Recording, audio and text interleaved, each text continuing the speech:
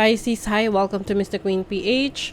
At ito ang inyong monthly reading for March 2026. So this is a general reading. Pwede kang makarelate, pwedeng hindi. Just take what resonates. Another reminder, I will not message you or follow you para mag-offer ng services. So mag-ingat sa mga fake accounts. So kung gusto niyo ng private reading, just go to my website, mrqueenph.com. Or you can book directly sa calendar ko. Nasa comment section or sa description. Okay, let's begin. Pisces. What's the energy para sa mga Pisces? March 2026. March 2026 for Pisces. Why am I here? Okay.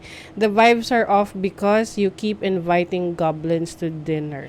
So some of you will realize yung sitwasyon mo ngayon, like, can be the group of people na sinasamahan mo ay alam mong hindi nakakabuti sa'yo. These people can be energetic vampires or yung tipong parang lagi na lang kinukuha yung energy mo. When I say kinukuha yung energy mo, this can be people na parang keep on dumping yung mga problema nila sa'yo.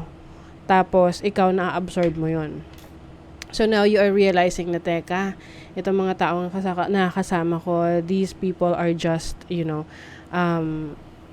magandang influence or can be becoming really toxic.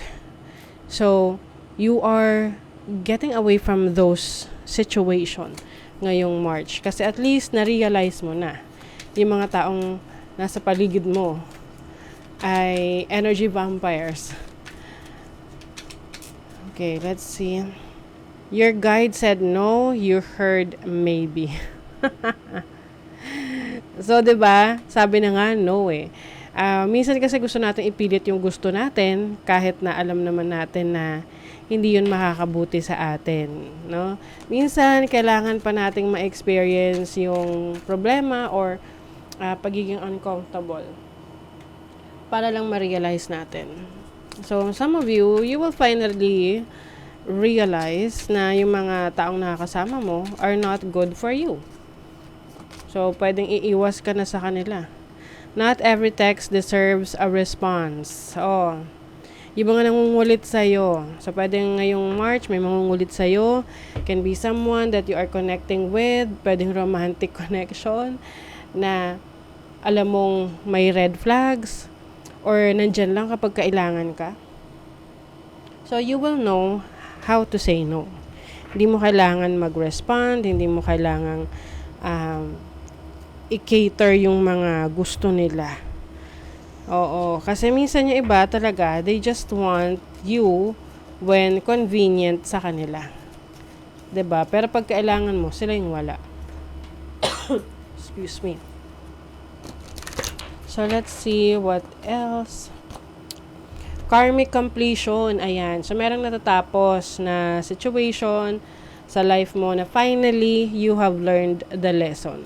So, pwedeng ito ay connection with someone or situation na na-realize mo na, natutunan mo na yung lesson, kaya aalis ka na sa ganong sitwasyon.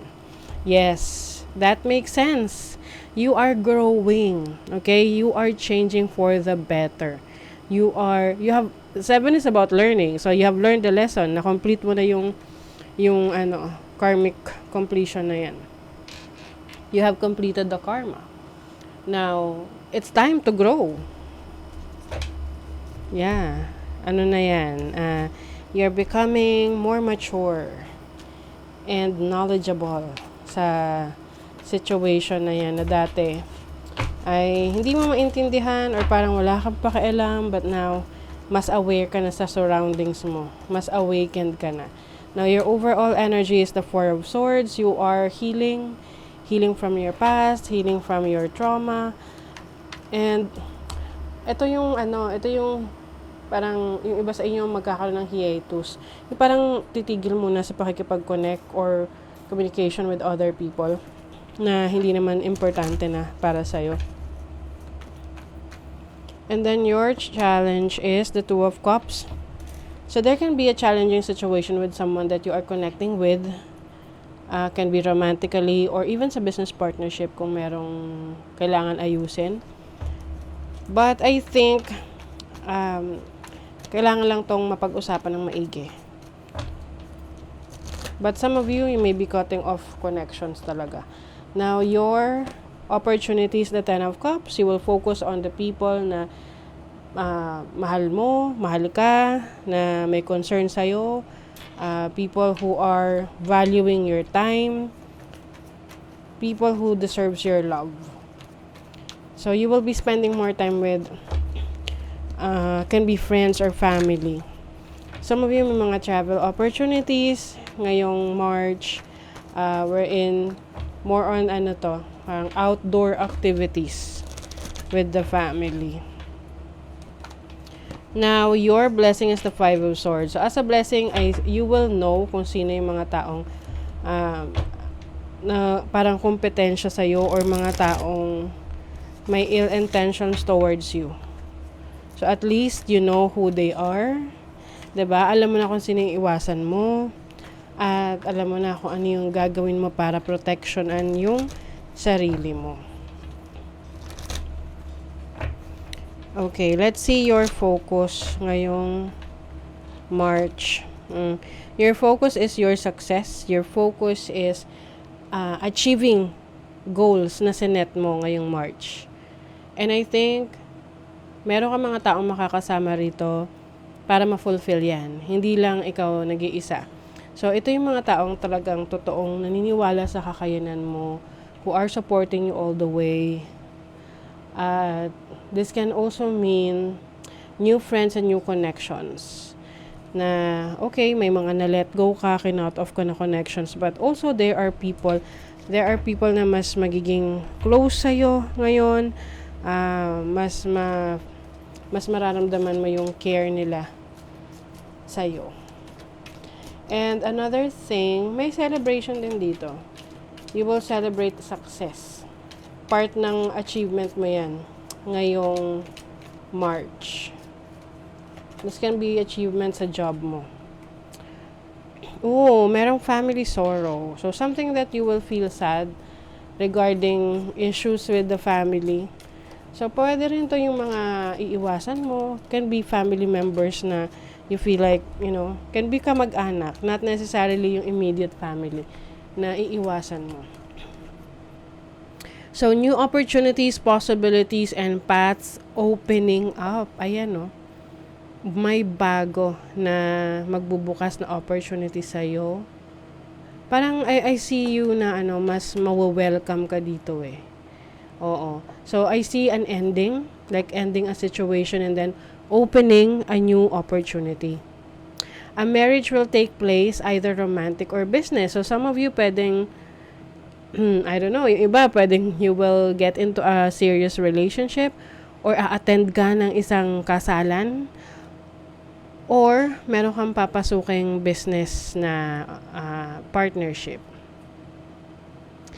Okay. Sabi dito, period of frustration, lessons to be learned. So, like what I mentioned sa inyo kanina, itong March for you is like a roller coaster ride because meron kang, kumbaga parang magigising ka sa katotohanan.